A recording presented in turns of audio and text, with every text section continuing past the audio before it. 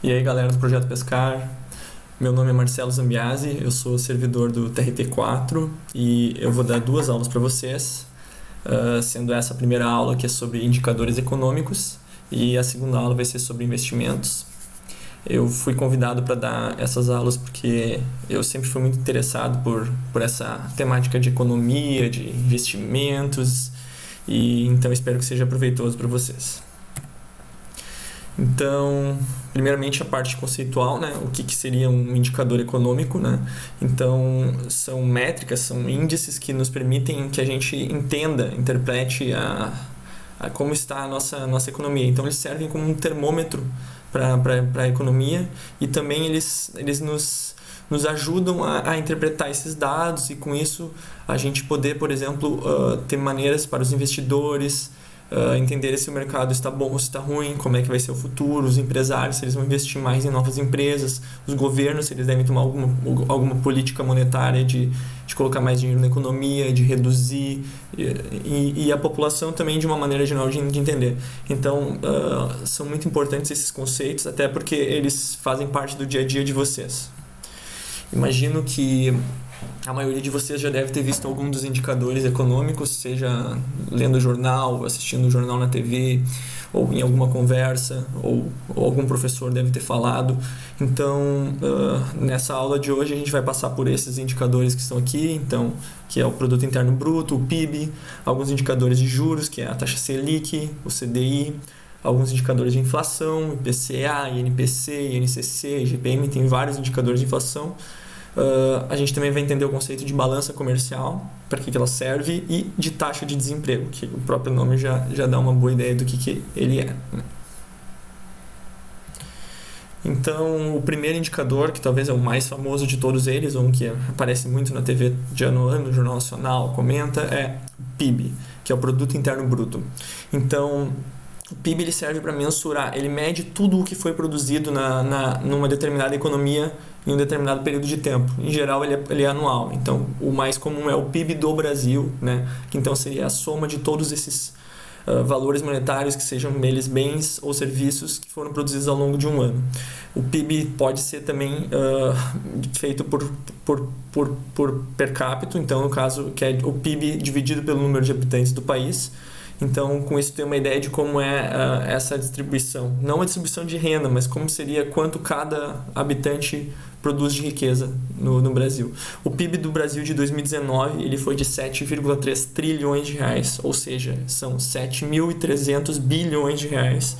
E o PIB per capita, pegando esses 7,3 trilhões e dividindo pelos 200 e poucos milhões de habitantes que temos no Brasil, a gente chega nesse número de R$ 34.533 reais. Então, a gente, nessa parte de indicadores e em toda a economia, a gente tem muitos gráficos e muitas tabelas, então é bem comum a gente ter que se deparar com esse tipo de informação, né?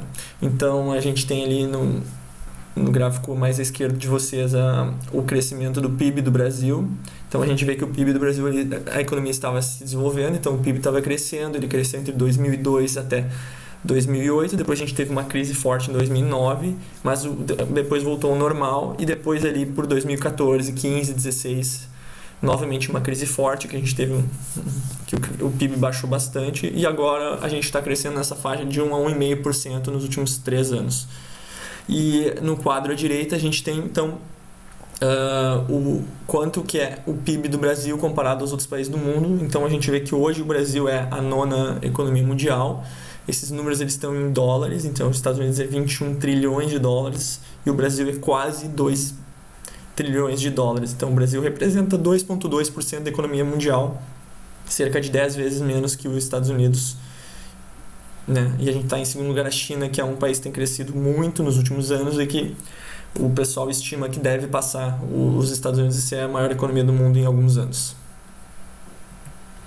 Antes de passar para indicadores de juros e de inflação, a gente vai conceituar os dois, que são conceitos bem importantes. Juros é um termo muito comum, vocês devem escutar no dia a dia, e ele é a remuneração que é cobrada pelo empréstimo de dinheiro. Ou seja, quando alguém toma um empréstimo a pessoa nada mais está fazendo do que alugando o dinheiro da outra pessoa que deve ser devolvida depois. E esse custo, entre a diferença entre o que tu pegou e aquilo que tu vai devolver, são os juros.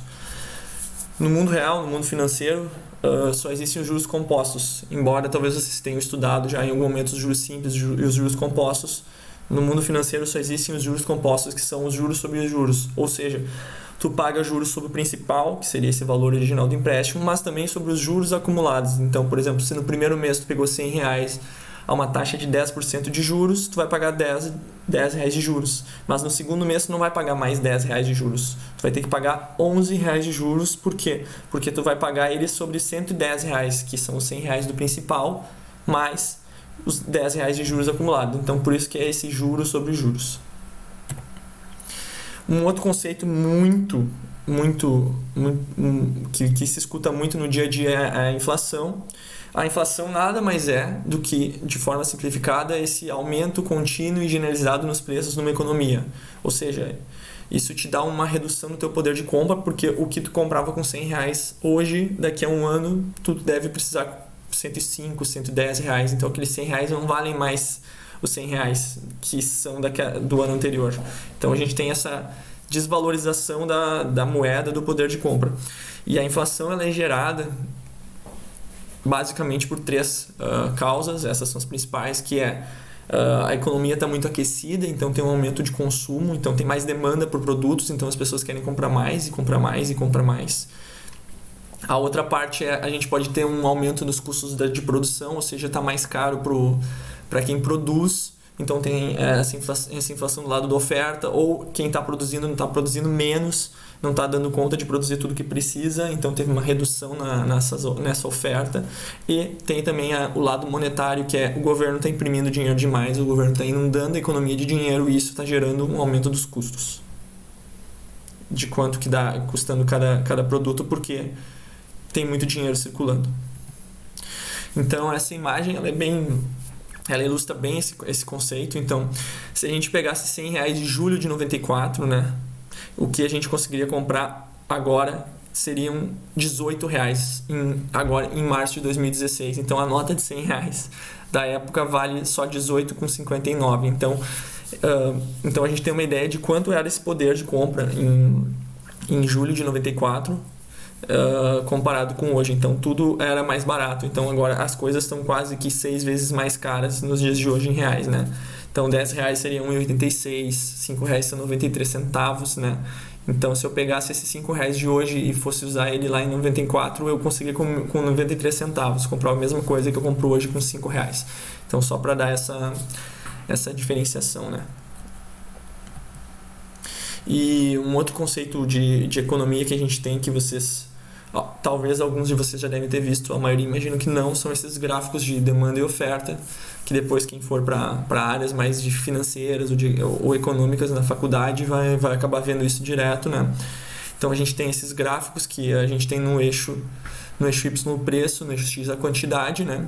Então a reta, nessa imagem do lado esquerdo, a reta de oferta é a reta vermelha, a reta de demanda é a reta azul. Então oferta são os produtores, né? Demanda são os consumidores. Em algum momento eles vão achar um equilíbrio em um determinado preço. Então ali a gente diz que o mercado está equilibrado.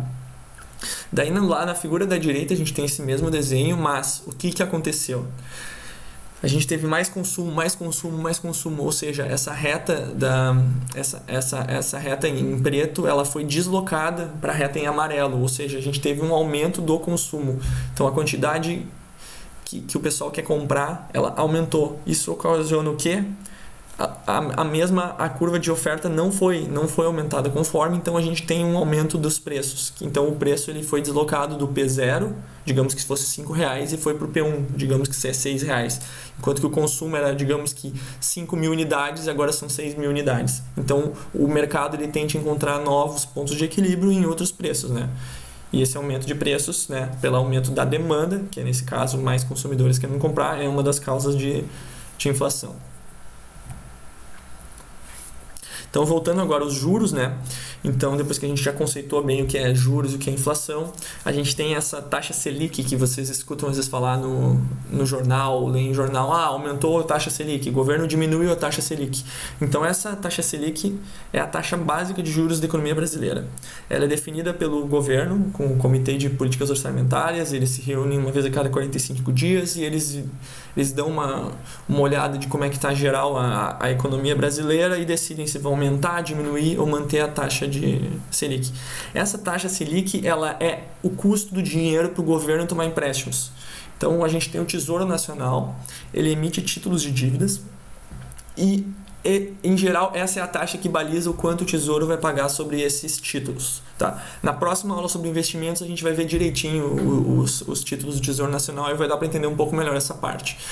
E ela serve, como é a taxa que o governo define, de referência para as outras taxas de juros que os bancos praticam, por exemplo, e em todo o resto do mercado. Então, ela é a taxa maior da economia, a taxa mais importante de todos, e por isso que ela influencia diretamente na vida dos cidadãos. E a taxa de juros, como a gente falou, é uma taxa, é o custo do dinheiro. Então, é quanto o dinheiro custa. Então, quanto maior a taxa, as pessoas vão ter menor tendência de querer se endividar.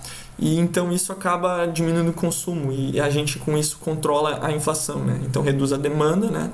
E isso acaba reduzindo a inflação também. Os preços vão aumentar menos, né? Então, a gente tem aqui como é que eram as taxas de juros em boa parte do Plano Real. Então, o Brasil chegou a ter taxas de juros superiores a 40% ali no final dos anos 90, né? E a gente está numa tendência de queda muito, muito forte, né? Então, a economia nossa está ficando cada vez mais saudável, porque essas taxas de juros muito altas, elas não eram bom para o Brasil, porque o Brasil, além de se endividar muito, ele pagava muitos juros, então essa dívida brasileira, a dívida externa, ela sempre só aumentava. Então agora a gente está com uma tendência de diminuição dessa taxa de juros, isso tem ajudado a economia brasileira a se desenvolver melhor e também a dívida ela vai aumentando menos por causa dos juros, né? Então, a gente tem ali que a taxa de juros ela está chegando em um patamar muito baixo, e hoje ela já é abaixo dos 4%. Então, a Selic com a inflação tem essa correspondente. Então, quando a gente tem a Selic baixa, né, o custo do dinheiro está menor, então a gente vai ter um maior consumo, os juros estão mais baixos, isso vai acabar crescendo a economia, as pessoas vão querer comprar mais, mas isso pode estimular um aumento de inflação. Por outro lado, com a Selic alta, taxa Selic alta, as pessoas vão querer pegar menos empréstimos, ou seja, elas vão querer consumir menos, vão querer pegar menos crediário, menos financiamentos. Então, a gente consegue com isso frear o aumento dos preços, né? E daí o Banco Central, né, que fica definindo essa taxa Selic, ele está sempre nessa briga entre diminua a taxa, aumenta a taxa, a inflação sobe, a inflação baixa. Então a gente consegue ver bem nesse gráfico que está uma taxa de inflação que a gente vai ver depois o que ela é, que é o IPCA, que é a linha azul, e a taxa Selic, que é a linha vermelha.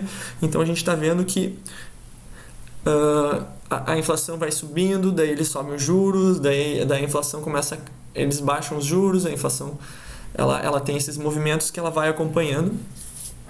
E então, conforme a taxa de juros ela aumenta, a gente tem uma tendência a diminuir a inflação, e conforme a taxa de juros ela cai, a gente tem uma tendência a aumentar a inflação.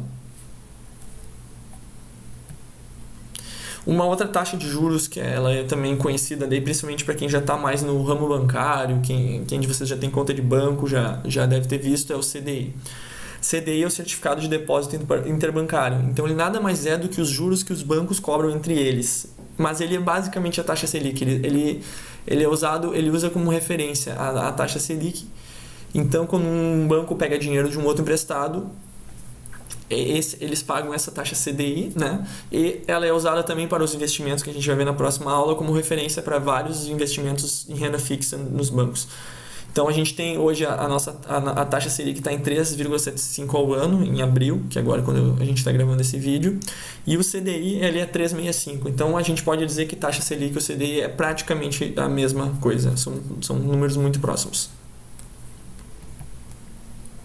Agora, então, passando a alguns indicadores de inflação, o mais importante deles é o IPCA, que é o Índice de Preço ao Consumidor Amplo, e ele vai medir a variação dos preços para o consumidor final. Ele é o nosso índice oficial de inflação, ele é calculado pelo IBGE e ele mede o custo de vida em 9 regiões metropolitanas do Brasil. O IPCA nos últimos 12 meses, ele está em 3,30%, e o IPCA acumulado de 2019 completo, ele está em 4,31% ao ano. Como é que eles fazem esse cálculo, essa ponderação do IPCA? Eles vão ir nos supermercados, nos transportes, e eles vão e anotam os preços de um mês para o outro e veem essa diferenciação. E eles fazem uma cesta. E essa cesta é alimentações e bebidas é 23%, transportes custa 20% da vida da pessoa, habitação é 14%, saúde 11%, despesas pessoais quase 10%, vocês gastam 6 e pouco por cento em vestuário, comunicação, celular, 5%, e por aí vai. E com tudo isso faz esse balanceamento dos preços e indica esse índice de quanto que está a inflação, quanto que está a variação do custo dessa cesta de produtos e serviços em um mês. O Brasil, em eras anteriores, ele ficou muito conhecido mundialmente pela inflação monstruosa que a gente teve, que é o período de hiperinflação, que foi principalmente nos anos 80 e início dos anos 90, antes do Plano Real.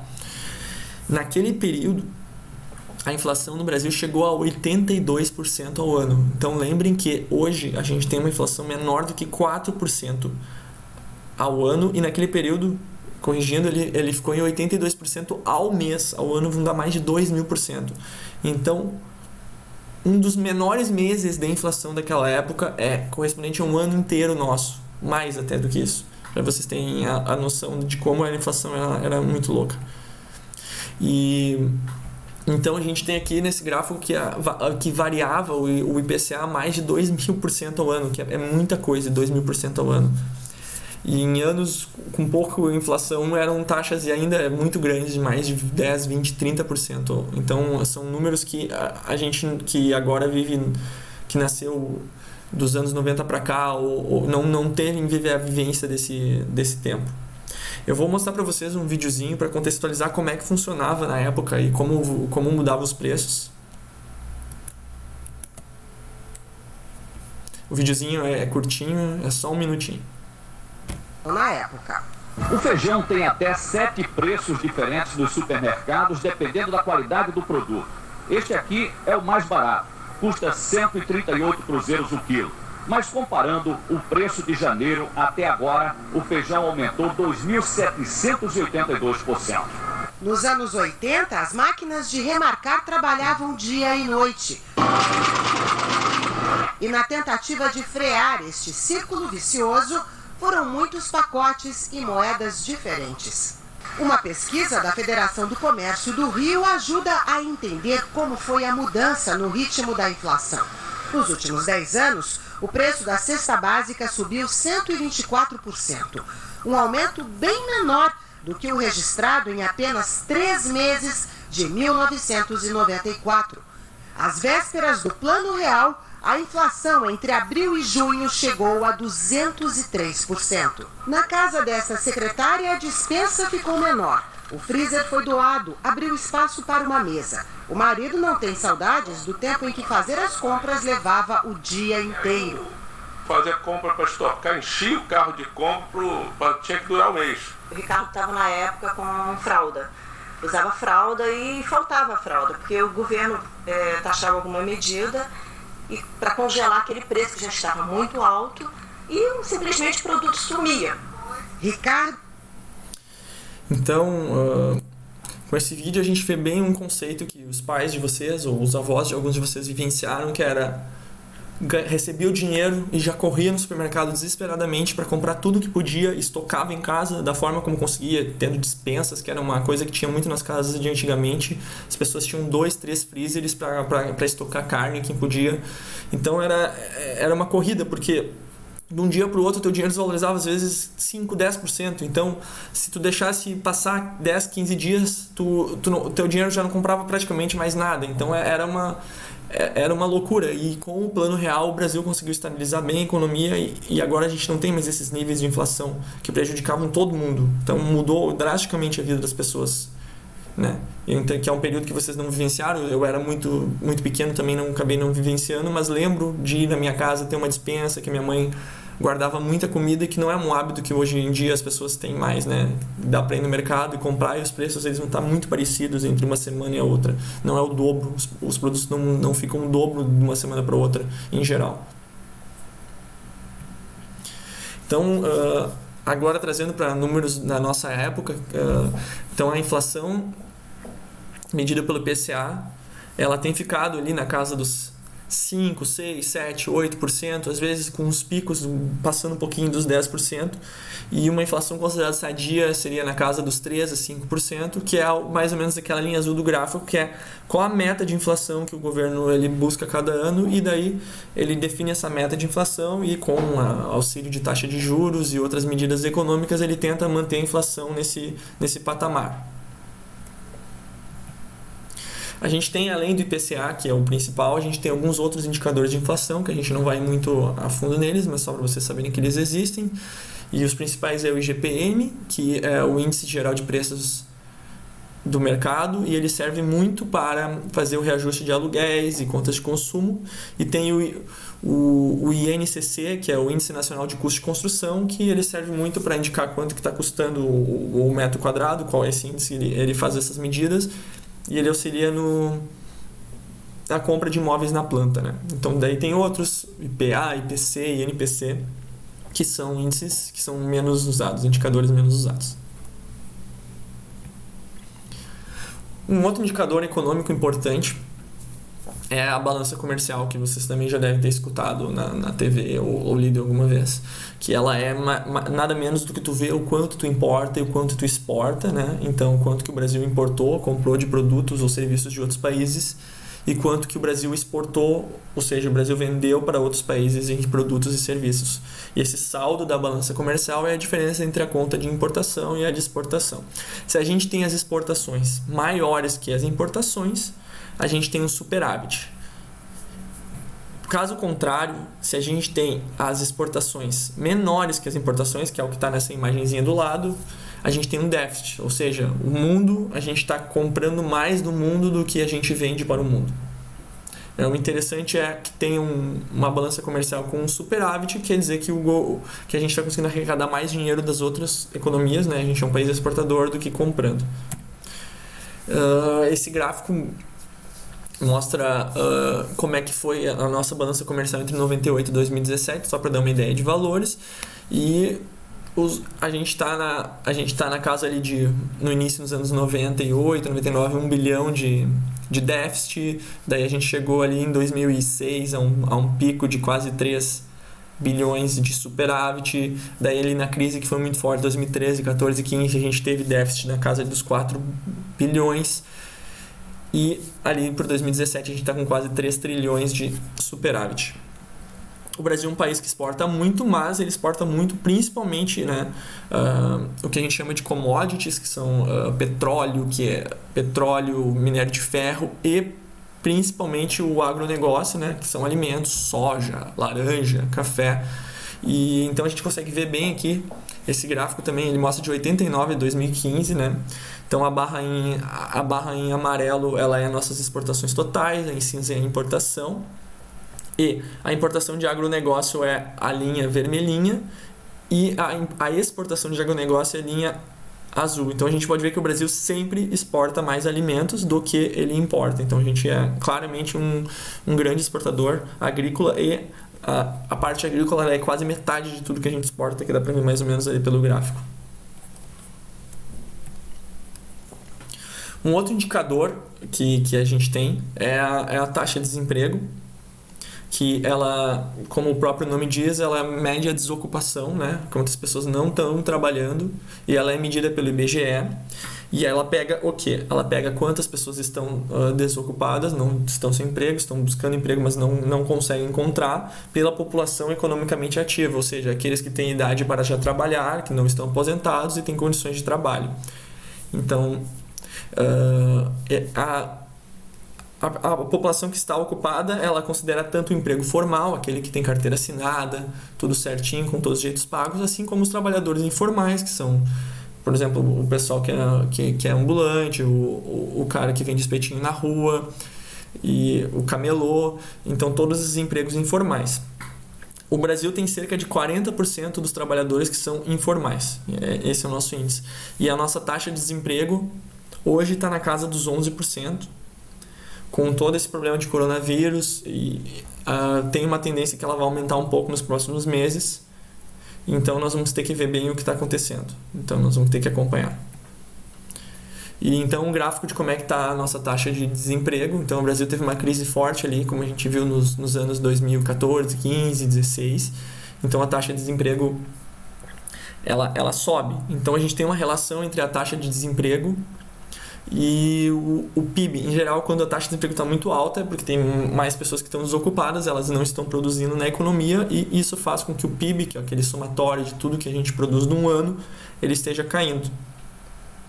Uma outra correlação que a gente consegue fazer entre indicadores, por isso que é interessante essa parte de indicadores, é entre o desemprego e a inflação. Então esse é o gráfico dos Estados Unidos, que a gente tem a linha em azul a inflação e a linha em vermelho o desemprego. Em geral, quanto mais desempregados a gente tem, menor vai ser a inflação da economia, porque menos pessoas vão estar trabalhando, então tem menos pessoas podendo consumir. Então é uma outra correlação que a gente tem.